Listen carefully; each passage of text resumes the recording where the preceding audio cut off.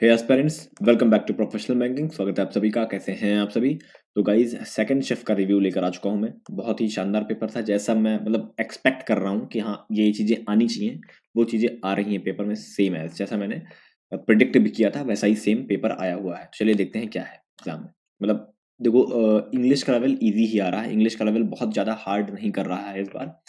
जैसा 5 और 6 में देखा गया था कि जो आरसी थी बहुत शानदार लेवल की आ रही थी, बहुत तगड़े लेवल की। इस बार आरसी को थोड़ा सा मॉडरेट किया गया है। इस बार आरसी जो पूछी गई है ना, एग्रीकल्चर बेस्ड पूछी गई, मतलब सॉइल और फर्टिलाइजर से। मतलब बहुत ही कनेक्टिंग टॉपिक था कि एग्रीकल्चर में सॉइल का जो फर्टिलाइजर यूज करते हैं, उससे सॉइल को क्या प्रॉब्लम आती है, या उस कैसे आप उस जो हमारा सीड होता है वो ग्रो करता है, ऐसा कुछ करके एक टॉपिक आया था एग्रीकल्चर बेस्ड। ठीक है, 10 क्वेश्चन सीधे थे इसमें। दो सिनोनिम सीधे सीधे थी, दो सिनोनिम आई थी। अब सिनोनिम एग्जैक्टली नहीं याद है क्या थी, मतलब बच्चे नहीं बता पाए। और एक फिलर का सेंटेंस, एक फिलर था उसमें, बीच में एक फिलर था। तो ये हर एक उसमें शिफ्ट में आ रहा है, सिनोनिम और फिलर्स। तो हर एक ये इंपॉर्टेंट हो जाता है कि आपको फिलर्स की थोड़ी बहुत नॉलेज होनी चाहिए। ठीक है, उसके बाद पैराजम्बल और रीअरेंजमेंट कह सकते हैं इसको। 5 क्वेश्चन सीधे सीधे इसमें भी आ गए। इजी था, बहुत ज्यादा टफ नहीं था पैराजम्बल। समझ में आ रहा था कि कौन सा पहला होगा, कौन सा आखिरी होगा, समझ में आ रहा था इधर। ठीक है, वर्ड स्वैप ये आसान था। ये वर्ड स्वैप सिंपली ऐसे 1 2 3 4 वर्ड दिए थे, कौन पहले कौन किस नंबर पे आएगा इसको स्वैप करके बताना था। ठीक है, कुछ ऐसा आया हुआ था कि आपको बताना था कौन पहले पे आएगा, कौन दूसरे पे, कौन तीसरे पे, ऐसा करके ऑप्शन के थ्रू भी जा सकते थे इसमें। ये आसान चीज थी। फ्रेज रिप्लेसमेंट आ रहा है लगातार, दोनों शिफ्ट में आ चुका फ्रेज। तो फ्रेजल वर्ब या फ्रेज आपको इंपॉर्टेंट हो जाता है अब पढ़ना। ठीक है, फ्रेज को पढ़ना important SBI point of view से देखा जाए तो। आईबीपीएस का नहीं पता आईबीपीएस में क्या आता है, लेकिन इसमें तो आ रहा है।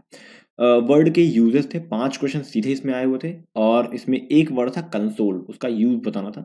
5 वर्ड आया, मतलब थोड़ा सा ट्रिकी हो जाएगा क्योंकि 3 ऑप्शन देता है, 3 एबीसी करके सेंटेंस रहता है।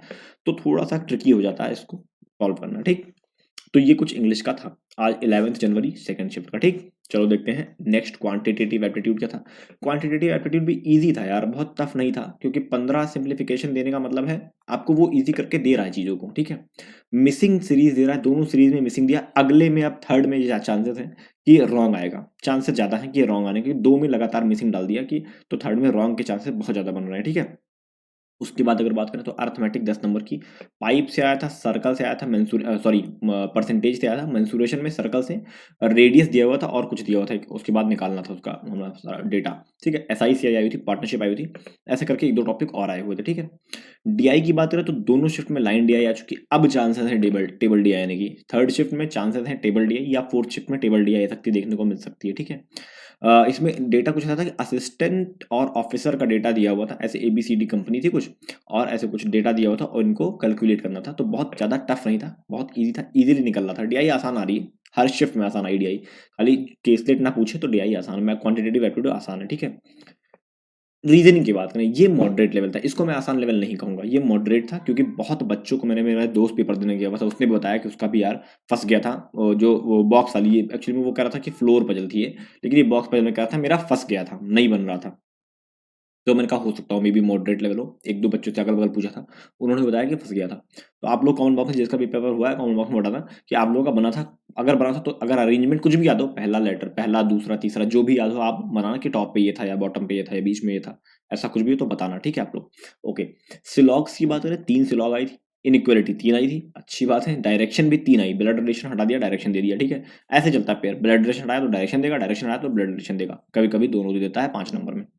मिसलिनियस के 2 आए थे, जिसमें एक पेयर बनाना था कि लेटर दिया हुआ था, मतलब लेटर नहीं था, नंबर था, नंबर दिए थे 4 5 6 7, उसमें पेयर जोड़ना था कि भाई नॉर्मल नंबर सीरीज के हिसाब से क्या क्या आएगा। ठीक है, और एक था कि ऐसे 5 नंबर दिया हुआ था, 6 7 नंबर दिया हुआ था, उसमें बताया था कि ऑड वाले में -2 कर दो और इवन वाले में +1 कर दो। उसके बाद कुछ बताया था कि ऑपरेशन हो गया, ऑपरेशन के बाद में कुछ बताना था आपको कि इससे लेफ्ट में कौन होगा या ऐसे। तो ये क्वेश्चन भी मैं अपने सीरीज में करा रखा हूँ, जो मैं वो कराया हूँ प्रैक्टिस सेट, उसमें ये क्वेश्चन मैं करा चुका हूँ, ये ऑपरेशन में करके दिखाया हूँ आप लोग को। ठीक है, चलो अल्फा न्यूमेरिक सीरीज, मैंने कहा था कि अब चांसेस है अल्फा न्यूमेरिक सीरीज आने के। ये मैंने हर एक अपने प्रैक्टिस सेट में, सारे प्रैक्टिस सेट में 3 के तीनों में ये अल्फा न्यूमेरिक सीरीज रखी थी, इसीलिए क्योंकि इसके चांसेस बहुत ज़्यादा हैं आने के। ठीक है, क्लर्क में तो आता ही आता है ये। ठीक, बात करते हैं पजल्स की, तो पजल्स 3 नहीं 4 आई थी।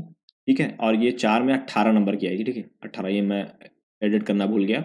18 नंबर की पजल आई थी। देखो लीनियर आई थी सिटिंग में वही 17%, ये वही पजल उठा रहा है और बार बार वापस लाके डाल रहा है, खाली डेटा बदल रहा है मेरे ख्याल से। इसमें कुछ ऐसा था कि डी के और बी के और डी के बीच में जितने होंगे उतने बंदे ही किसी के लेफ्ट में होंगे या राइट में होंगे, कुछ ऐसा मेरा दोस्त बता रहा था कि कुछ ऐसा एक कंडीशन थी, उसको याद थी, वो कंडीशन मुझे बता रहा मुझे। 3 क्वेश्चन इससे आए हुए थे। Circular seating arrangement facing in, भाई साहब ये आ रही है इस टाइम, ठीक है। 5 क्वेश्चन, स्क्वायर नहीं डालना, अब चांसेस है स्क्वायर देने के, अब दोनों शिफ्ट में स्क्वायर के बहुत ज्यादा चांसेस है कि स्क्वायर आ सकता है। इसमें मंथ और डेट वाली हटा दी, मंथ प्लस डेट जो आ रही थी इसमें वो हटा दी, इसमें पैरेलल डाल दिया, देखो पैरेलल। और मैंने मेरी प्रैक्टिस सेट में पैरेलल भी कराया हुआ है, बहुत अच्छे से कराया है, पैरेलल का तरीका भी बता रखा है कैसे आपको उसको टैकल करना है। बॉक्स मतलब वही अरेंजमेंट वाली पजल, बॉक्स बेस पजल, ठीक है। 5% 8% थे, और 8% क्या कहेंगे, 8 बॉक्सेस थे, 8 बॉक्सेस थे, 5 लोग थे, ठीक है, ऐसा कुछ बताया।